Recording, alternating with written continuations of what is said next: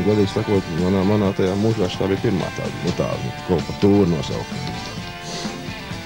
Kur bija galvenais uzdevums, teiksim, būt tikos uz skatuves un nospēlēt. Un pārējo rūpējās pilnīgi citi cilvēki. Tas bija sakrāmēs. Un tiesa bungas neviens neuzkrāmē. Ja tā varētu katru mēnesi strādāt, tas būtu pilnīgi pietiekoši, lai vismaz vilktu savu dzīvību un nodarbotos ar to, ko tu nodarbojies.